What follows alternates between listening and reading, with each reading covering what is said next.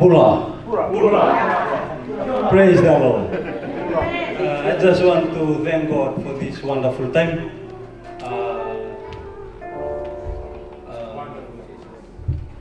He has done many things in my life.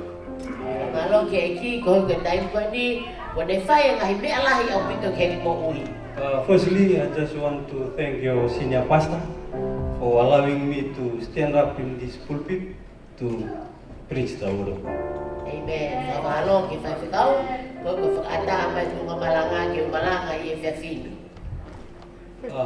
I'm not good in preaching, but I'm good in teaching.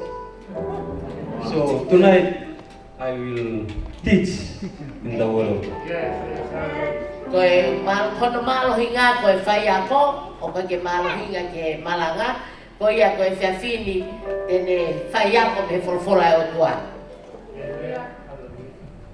Firstly, before I leave back to Fiji, maybe some of you didn't know my name.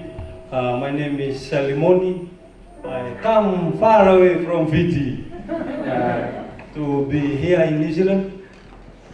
I have a friend who was here in New Zealand. It's Brother Aka. He was with me in Bible school for 3 years in Fiji.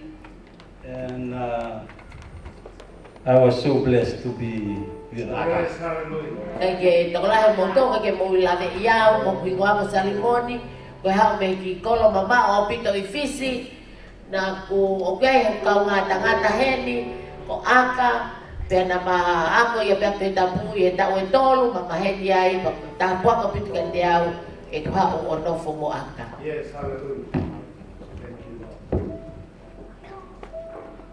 So before I read the word of God to us this evening,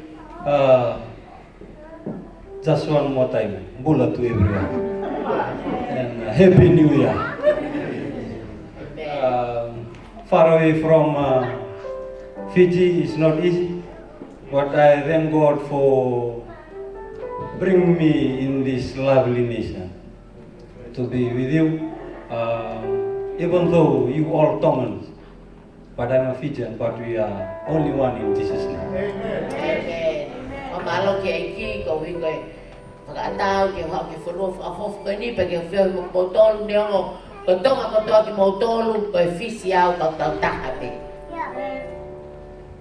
Amen. Even though I don't know the language that you sing every day, but I know that God is with me in my heart. That when I go in church every Sunday, I know that He's given me something. I learned. When I go back to Fiji, I will share to my family that I love the Tongans in New Zealand.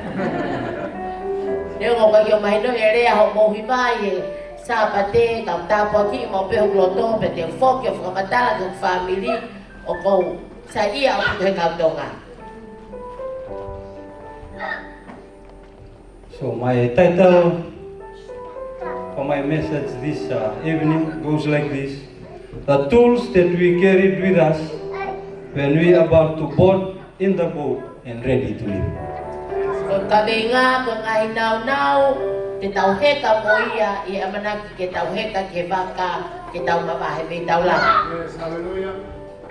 Back in Fiji, I'm a chef. 5 years experience in chef. So when I went to a kitchen, I know what tools to bring. So what tools to carry when I go into a kitchen. Ifisi ko tangata kukiau. Pagkatay ko tope ko huwag hape itong tawe lima ku ngawe ko tangata kuki. Ko huwag tope hape itong ko ilong ko hanaw ke ngawe aki ke fahinga me ako nga. So for me this evening, my title goes like this: the tools that we carried with us when we are about to board into the boat, ready to leave. Pero ngai nau te tau to mo ki tau tolu e tau heka ki vaka mana ki tau mamahe me tau langa ko ka veinga ke fiafi. I thank God that I can be here in this wonderful week to be part of empowering. O whamalo ke iki kulava ke uhet i he weekend ke u kau whakatamo kotonu i he weekend o e malohi. I call it empowering week. O ko uia ko weekend o e whakaivia. I'm just thankful to the Lord that I can be the first preacher on the first week of 2018. O whamalo pe ke o tua ko hui koe lava ko au e fofua tangata malanga i he weekend lotu o e weekend malohi e wawhitawalo. So when we call about empowering, we have a definition of empowering. Ko tai po tau pehe ko wike o e whakaivia pe ko e malohi o kuiai ai tau whamatala pe tau whakauhinga ki ai. So we are here this week to be empowered by the Holy Spirit. O tau i hendi ke hanga he lau maria maonioni o whakaivia mo whakamalohia ki tau tonu. Empower, something that you need to empower with. Amen. Ko e mea o tau fie mau ke whakaivia pe whakamalohia aki ki tau tonu.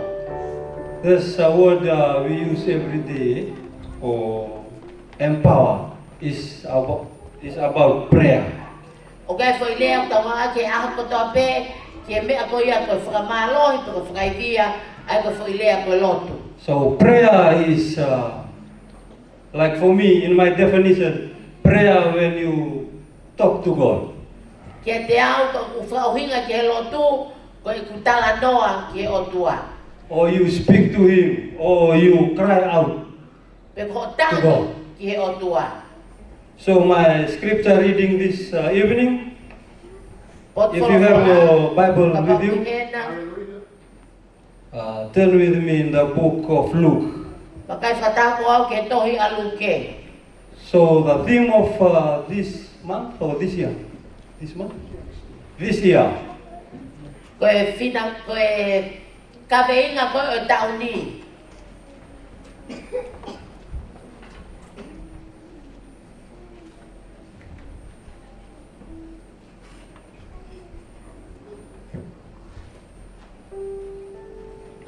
The theme of this year, let your will be done.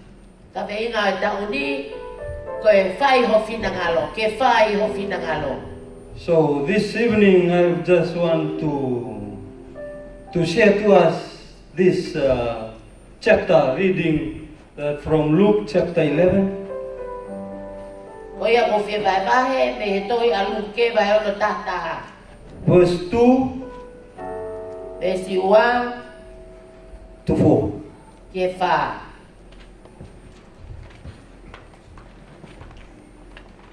And it goes like this. The word of the Lord goes like this. He said to them, when you pray, say, Father, hallowed be thy name, your kingdom come. Give us each day our daily bread. Forgive us our sins, for we also forgive everyone who sins against us. And lead us not into temptation. Pene pehe ke te nau tolu o ka mau ka lotu mo pehe. Koe mau tamai o pihelangi ke tā puhaho hua wha. Ke hoko mai ho kule ke whai ama amani ke o whinangalo o hange i he langi. Ke whaka mai ke te mau tolu ai mau mea kai e aha kotoa pe. Pe ke whakamore ke te mau tolu e mau ngahi anga hala. He ku mau whakamore foki aki nau tolu kotoa pe o kuanga hala mai ke te mau tolu. Pe awa na tuka ki mau tolu ki he ahi ahi. Kai whakamo uia ki mau tolu me he kofi. Vesi ua ia ki he wha o luke vai tātaha. Amen. Praise the Lord. So, before I just share to you this evening, I just want to take us the empower of this week, Holy Spirit. Praise the Lord. Amen. Holy Spirit is one of the three. They are one. Praise the Lord. Ko tō taha mune whai ai whakaivia ki tau tolu, hake koe o tau kawenga ki he wikendi, ko lau mari mandioni, Ai a koe taha ia I he tolu tahai o tua. So, if you need the Holy Spirit, you need to be empowered. Ka pau ke fie mau ai lau maria mau ni o ke fie mau ai whaka mālohi I mo I ko whakaitia. So, when you are empowered, you are lived by the Spirit of God. Ko tai mi koe ko whakaitia I koe o kuke mo ui koe I he mālohi o lau maria mau ni o tua. So, when the Spirit of God is with you, you are smiling to the one sitting beside you. Ko tai mi o ku a fio ai lau maria mau ni o tua I lote te koe o kuke mari ke tō tāko na kutakutu ta whaki. If not, the Holy Spirit is not within you, when somebody look at you will say like this, you are not a Christian. Ka pau mi kai ke te koe lau maria mau ni o tua. Ko dai mo sio tata ke te koe e tala te ta ko ya ko koe o koe kristiane koe. Amen.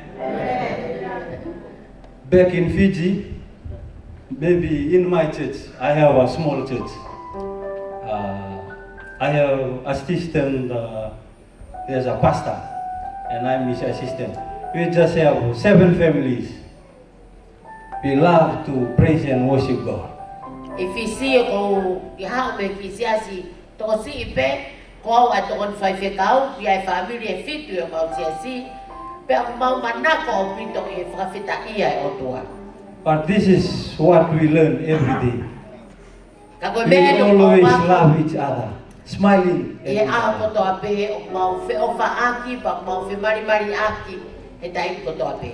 In times of difficulties, in times of problems, in times of no money, we still love each other. Dai me fai ngata a, dai me parapare ma, dai me tai paanga o mau ke fe o fa aki pe. I don't know about you here in New Zealand, Kai ke ulo ka ki mo tolu I New Zealand ni. because I don't know if anyone, if I tell you have money, all the people are going to say, yes, I have a lot of money.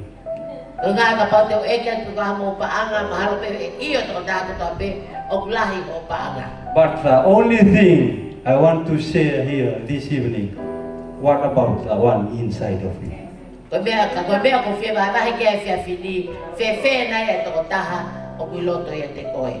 Holy Spirit within you, it will show off.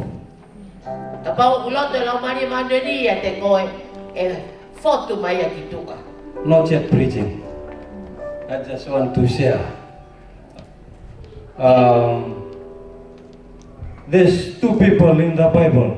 Kai o mea te koa e to tapu 2 kings. First king is Saul. o tu e te koa ko la tu ko Saula. Saul in the Bible, when you look at Saul, when the story of Saul, they say he was, the people choose him to be the king. Ko Saula tamai folofolana e filia e kakai ke tui. Another one is David. Ko tui e taha ko te vita. David was anointed by God. Ko te vita na e pania e otua. This is 2 different kind of people. Ko o fai ka kakai ke he e ua. They hold one thing, king. Na mau pe ai mafai e taha ko tui. But they have different kind Ka ko o in them. One is anointing by God, and one is chosen by people. ko taha na e pania e otua pa ko taha na e filia e kakai. There's only one thing I remember. David, when he was going through difficulties in life, this is one of his prayer. Holy Spirit, don't leave me. You can take everything that is with me. Can take my money, can take the crown in my head. You can take all the animals, you can take all the laborers. But only one thing, Lord, don't take away the Holy Spirit within you. Ko mea ko mana tui a te vita ko e ne lotu. Na ni talange e o tua o wa au pito na ki to o la mari mani ni me te au to o te ko au ko kala ni fa monu manu ko ke fa pe ke te au me a ko to pe la ki to ko me te au ka ke o wa mu ana ke te to o la mari mani ni me te au. Why God listened to King David's prayer? Because God was anointing him. Kami na tanong ay o tua ke loto as atevita he kono nga ko o tua na ne pandia. Amen. Amen. So we want this week to be empowered by the Holy Spirit. Ko ia tau firma o weekend ke ko weekend fa malo hia e la mari mani ni. I ask all of us who are here this evening, this week will be a different week altogether if you allow the Holy Spirit to touch you. Ko pore ke to ta ko to pe mano e fale e fia fini.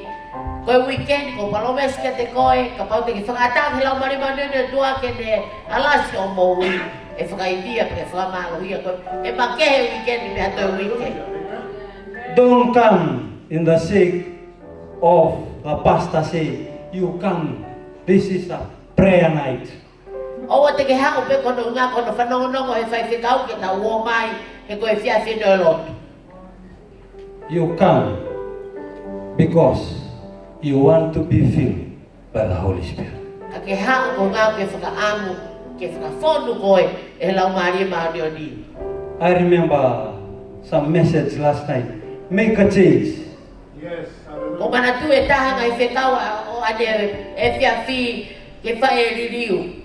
Your relationship with God start today for this 2018. Ko vanga taimo e tua ka matai e ahoni. Wa whitawano.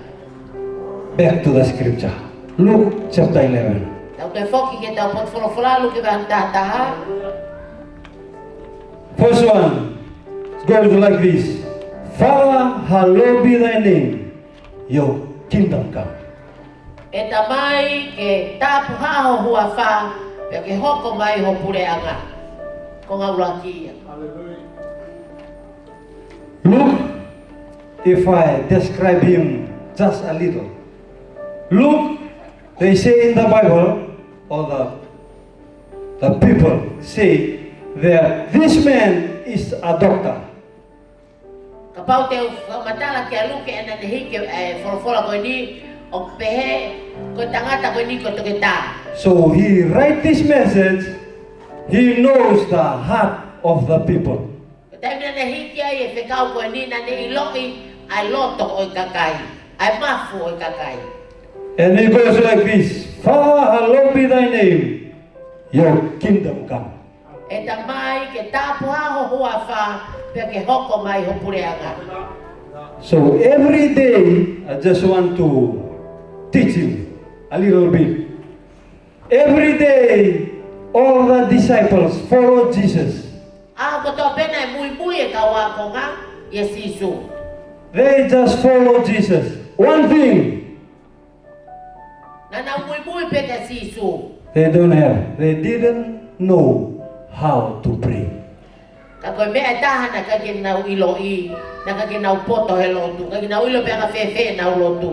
If you read this scripture, this is the first prayer that Jesus teach the disciples. Lau e wholawholango te fofua lotu e ni na ea koi e Sisu ke kawa ko ngā. So the disciple follow him, and one of the disciple says like this to Jesus, Sir, if John the Baptist prayed, why should you teach us how to pray? We saw you going into the mountain, talk to God, talk to your Father. Why should you please teach us how to pray? E nau mui mui koe ke e ki, pe na e toko tāna ni whakatoka ngai, pe ne talange. E ki, o mau wakai ke te koe, o ku ke alu ke mo ngā o tala noa ke tamai. Fefeke ke hanga o ako ki mautolu, ke hanga o lotu. So when we talk about our Father in heaven, we talk about who is God is, and His sovereignty. Dai ko tau pehe tamai ko mau tamai o hevani o tau hanga I o tala ai eiki pe mo langi o otua. So we'll go like this. God is holy. God is her fullness. This is the prayer of this. Father, our Lord, be thy name. So the name of God is glorified here. You are holy. You are sovereign God. You are awesome God. Ai ko laki lain ko o lotu ko mau tamai o hevan ke ta puha ho huafa o fara hiki pe fara langi iai ai huafa o tua ko huafa ia ke tau fara hiki mo hu ki ai. So he mentioned to them that only God is a lovely God. Hallelujah. And he described a little for them when for what I have learned, that maybe he was mentioned to them about a little child. So when he needs something, he goes to the parents. Father, Ai pangen ko de ako e fratatau ke tai mi o ke ai hakau aki fanau ko dai ko nau fema o habe au nau lele ke nau tamai pa nau yai tamai ke nau matua pe de o mai leva e ki o ko nau to lo fratatau ia ke dai mi o ku nau lotu ai ke o tua o ia o tua ko nau tamai o ku de tala mai na tula ofa fakatamai o tua. Hallelujah. our Father in heaven, hallowed be thy name. Ang tamay heaven ke tapu ha ho huafa. Verse 3. Give us each day our daily bread. Praise the Lord. Ay seno tolu ke foa ki mai he ahoni he aho ko to be ay mau me kai faka aho. When I say daily bread, all of you know the daily bread. Pe ko ma faka aho ko ilo to ta ko to be ay ma. Because one thing I learned when I come to New Zealand for my 1 month, feed and eat every day. Be ko wa ko ha ki du slande aho ko to be ko ka to nga kai he aho ko to. So when he said like this, give us our daily bread. Jesus want to share to his disciple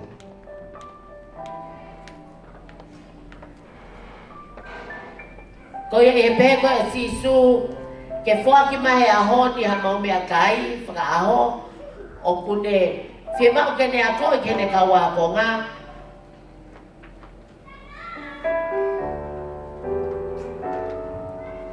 Praise God. he want to encourage his disciple to rely on God, not for the food. Ko ne fema ke whakaloto lahi e ne kawa ko nga ke na o whakawhalala i o tua o i kai he mea kai pe.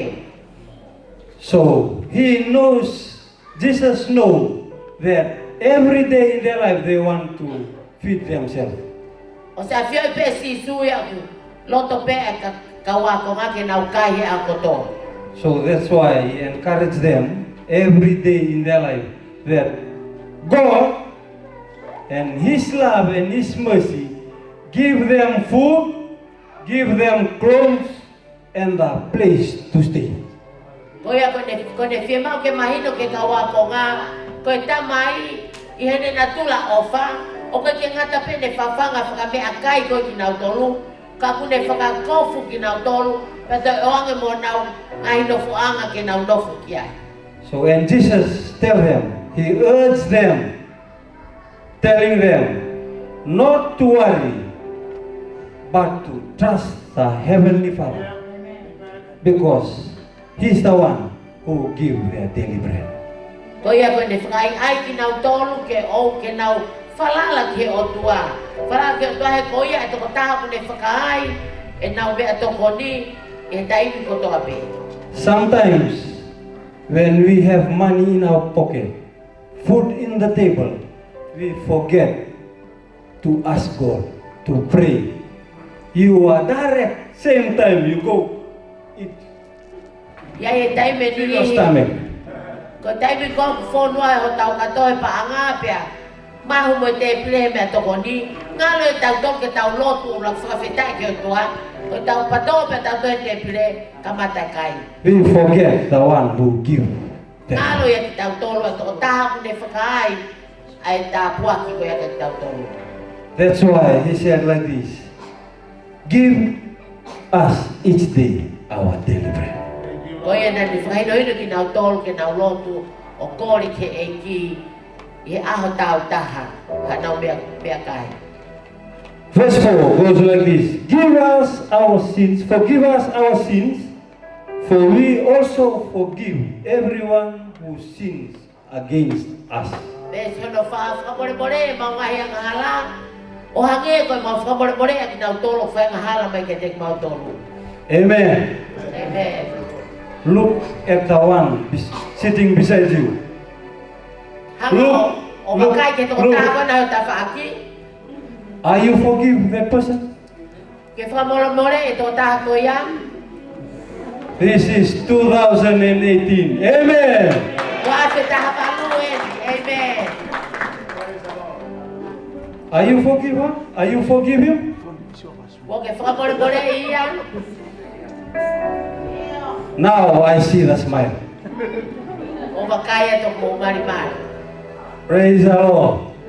Amen. It goes like this: forgive us our sin, Whakamore e mau ngahi ang hala. for we are also forgive everyone who sins against us. E mau whakamore e whoke toko taha ko toa pe. O whai ang hala mai ke tek mau tolu. So Jesus remind his disciple. This is the disciple sitting around Jesus, and he tell them this prayer. The first prayer they learn. Ko kawa ko ngai ni nau haha o takatakai ke sisu. Pe ko mena ako naki kina tol kiai e sisu. He reminding them, in order to be forgiven by God, first they must forgive everyone who have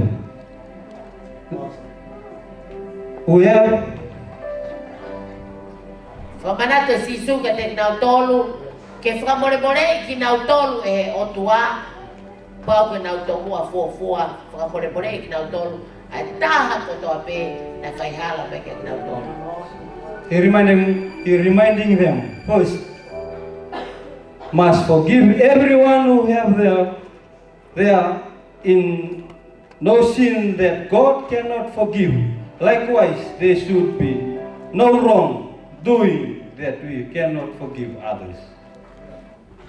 O kuiai o ki kai ke iai whamana te sisu ke nau tolu.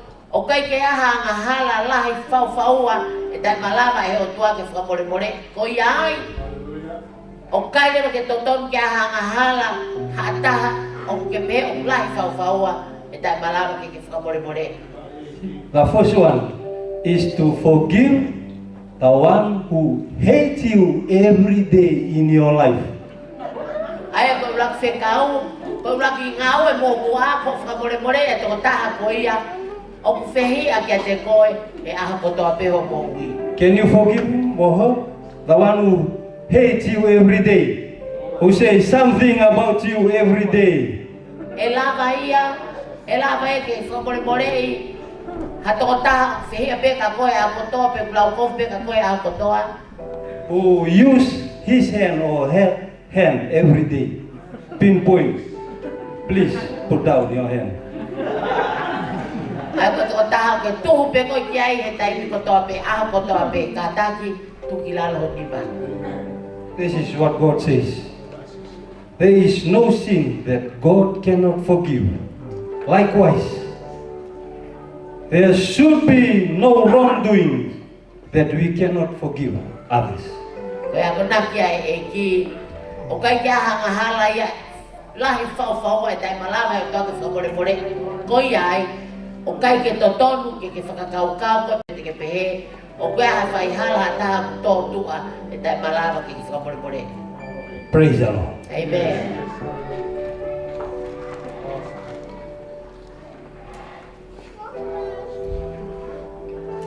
Last one. Whaosi.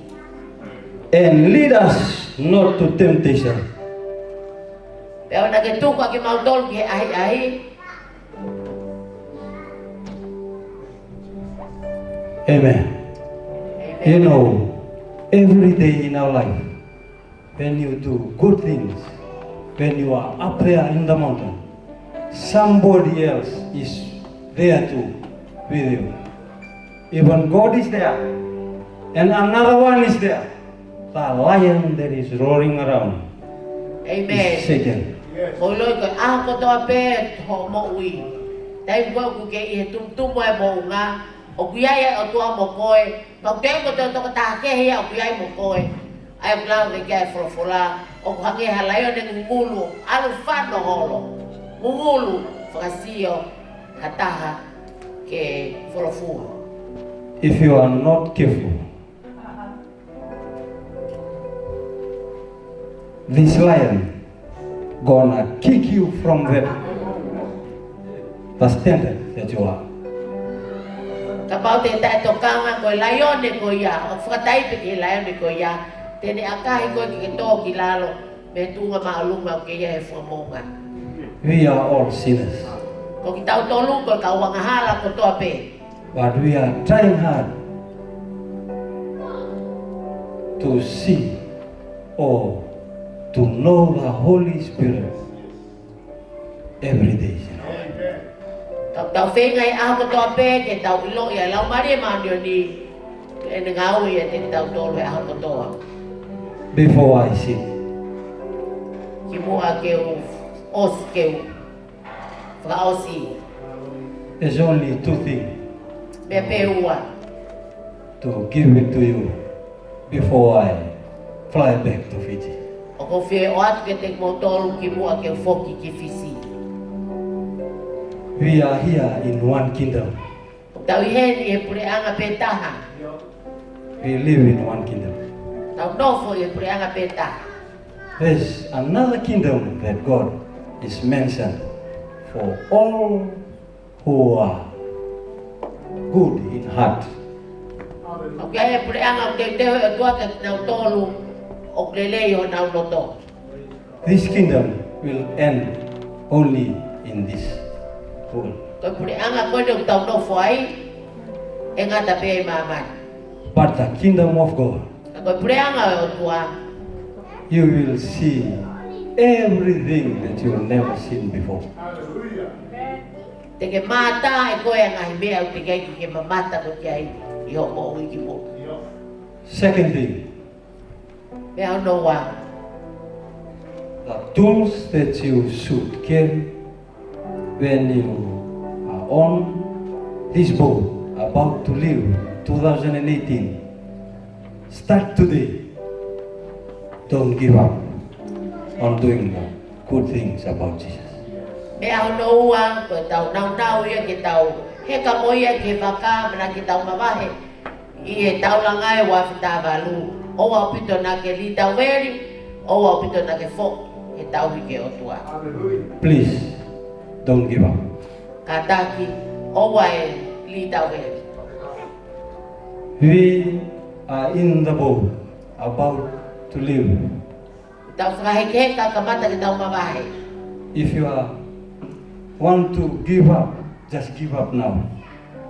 Ka pau ke whakau koe te ke li tau veri koe a mui. Li tau veri a koe he ahoni pe, e whia whini pe. But my word of encouragement to you all, E taha whanot lahi ke ki mou tolu kau tonga. church here in New Zealand, please don't give up. Siasi, inusilani, taataki. Pine mai o wa e li tau veri.